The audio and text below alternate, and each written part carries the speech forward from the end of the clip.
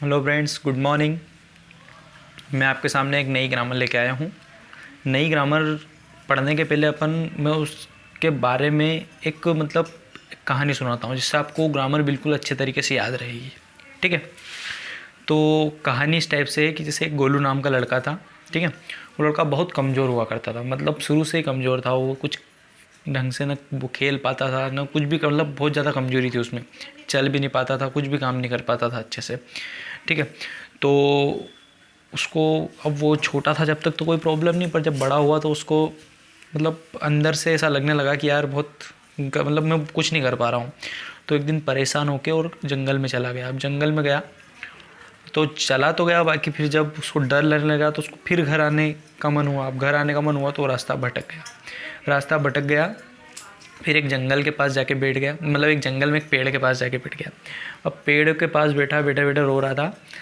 तो जंगल में तो तपस्वी, साधु, संत, महात्मा रहते ही हैं। तो एक तपस्वी आया उसके पास और उससे रोने का कारण पूछा। तो उसने पूरी कहानी सुनाई कि मैं बहुत कमज़ोर हूँ, मैं कुछ नहीं कर सकता हूँ, मेरे से कुछ नहीं बनती है, ऐसा वैसा। तो जो तपस्वी थे उनको उस पर दया आ गई। तो उन्होंने क्या करा कि उन्होंने बताया कि मेरे पास एक दवाई है, जादुई दवाई, जिससे तुम में ताकत आ जाएगी। ठीक है, और उन्होंने एक दवाई की उसको डिब्बी दी। ठीक है, और उस शीशी पे लिखा हुआ था केन। क्या लिखा था? केन। ठीक है, तो केन नामक दवाई से फिर क्या हुआ कि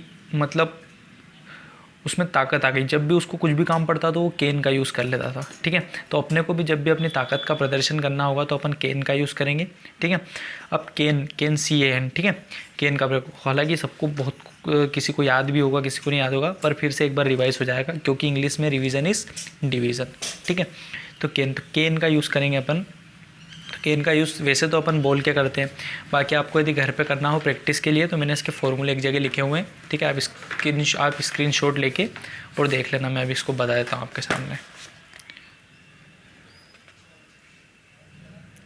ठीक है, ये आप स्क्रीनशॉट लेके और देख लेना आपके हिसाब से। ठीक है, अब अपन बात करते हैं। तो केन में क्या होता है, केन की जो पहचान होती है वो होती है सकता है या सकती है। जैसे कि आपने एक वर्ड बहुत ज़्यादा सुना होगा कि मैं ये कर सकता हूँ, आई कैन डू इट। ठीक है, मैं इंग्लिश बोल सकता हूँ, आई कैन स्पीक इंग्लिश। मैं वहाँ जा सकता हूँ, आई कैन गो देयर। ठीक है, मैं ये दरवाज़ा तोड़ सकता हूँ, I can break the door. ठीक है, हम ये दरवाज़ा तोड़ सकते हैं, we can break the door. बड़ा सिंपल है ये। वर्ब के फर्स्ट फॉर्म का यूज़ करना है, कोई थर्ड फॉर्म वगैरह कुछ नहीं लगेगी। ठीक है, बस हाँ एक बात है, इसमें 3 टाइप से इसका यूज़ होता है। एक तो नॉर्मल सकता है, सकती है के वर्ड में। दूसरा बात करते हैं किसी के पास कोई वस्तु होना। ठीक है, जैसे उसके पास पैसे हो सकते हैं तो he can have money, can have का प्रयोग करना उसमें। ठीक है, जैसा अपन सिर्फ कैन का प्रयोग करते हैं, इसमें कैन हैव। जैसे उसके पास मोबाइल हो सकता है तो ही कैन हैव मोबाइल। ठीक है, हमारे पास पैसे हो सकते हैं तो वी कैन हैव मनी। ठीक है, कैन हैव का यूज़ करना है इस टाइप से। और थर्ड अपन बात करते हैं, एक और चीज़ है उसमें उसका यूज़ होता है, जैसे कैन बी। ठीक है, किसी इंसान में खुद में कुछ क्वालिटी बताना, या कुछ किसी इंसान के लिए ही बोलना, जैसे वह बीमार हो सकता है। ठीक है, तो ही कैन बी सिक।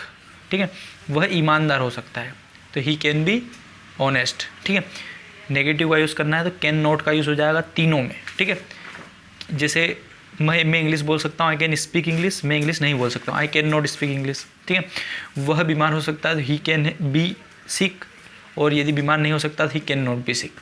ठीक है, और उसके पास मोबाइल हो सकता है, ही कैन हैव मोबाइल। उसके पास मोबाइल नहीं हो सकता, he can not have mobile. ठीक है, उसी प्रकार यदि इंट्रोगेटिव बनाना है तो फिर कैन आगे आ जाएगा, और यदि इंट्रोगेटिव के प्लेस पे यदि आई डब्ल्यू मैंने लिखा हुआ है फॉर्मूले में, आई डब्ल्यू मतलब इंट्रोगेटिव वर्ड, जिसमें क्या, क्यों, कैसे, ऐसे वर्ड का यूज़ होता है। ठीक है, जैसे कि वह बीमार कैसे हो सकता है तो how can he seek.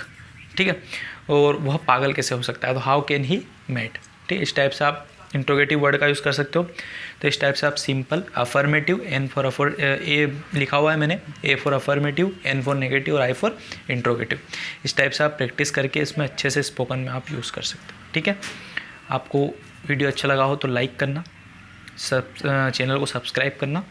Thank you so much for watching. Thank you.